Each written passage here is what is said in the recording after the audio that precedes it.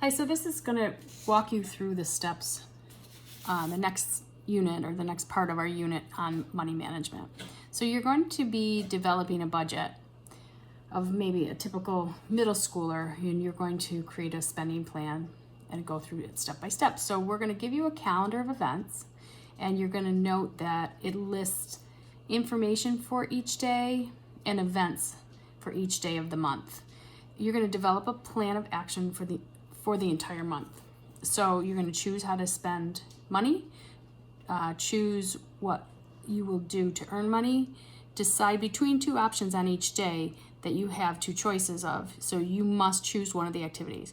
You must give at least $3. It'll say must do in that calendar box for an anniversary present, also for Jump Rope for Heart, and at least $5 for your best friend's birthday. Now you can spend more, but where it says must, you must do that, and this is a personal choice. So in order to spend money, you must have it to spend, so you can't borrow, and you have to spend, you may spend, like I said, more than the given amount, but you must spend at least that amount that it says. Okay. Using the calendar. You can use a calculator. You're going to keep a daily running total of your in-pocket money. You're going to circle the activity, and you're going to show all the math, okay? So circle your activity, show all the math. Then the next step is going to be a balance sheet. And that balance sheet is basically, I'll show you here. This balance sheet is a listing, or it's a way to organize what you've done for the month. And this is, okay, you can see that.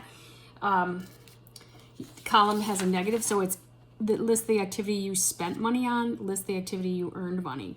So in the calendar, we're getting ahead of ourselves, but in the calendar, it goes day to day. So starting on this Sunday, you start with $20. I'm going to carry it over to the next day, Monday.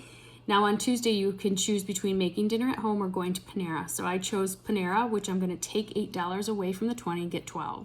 Go to the next day, carry over the 12. Go to town with friends, $6, or cut grass, $10. My cat is sneezing. Anyway, $32, I chose to cut grass, so I circled the event, brought it over to Thursday.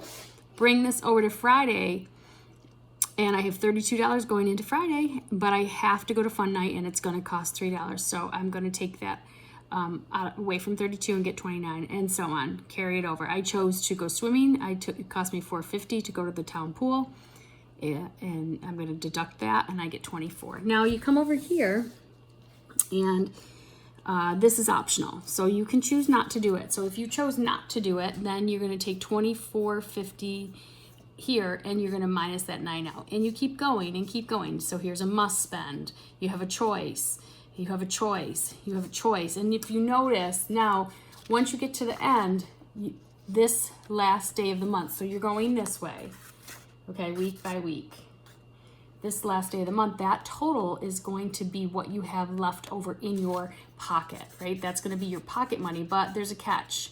Your parents want you to save 50%. So depending upon your choices over the month is going to determine how much money you have in your pocket. So the next step, once this calendar is done, is to come here and list out based on what you spent, and I would just put the calendar here, everything you spent money on, everything you earned money on. Then you take those two columns and you put the earning money down here and total it, and over here, the expenses column, you total it, okay?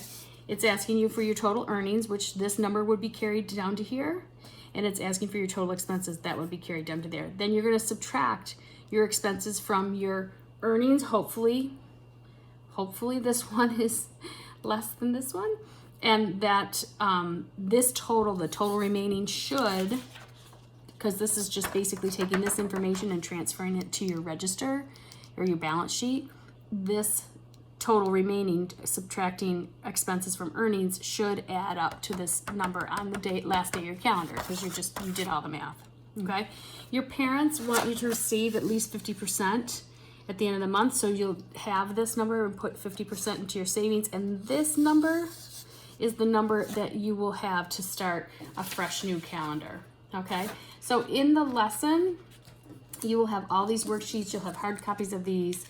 And for this, there will also be an example of the math in that file that's attached to the lesson. Okay, so good luck. Have fun. Happy budgeting.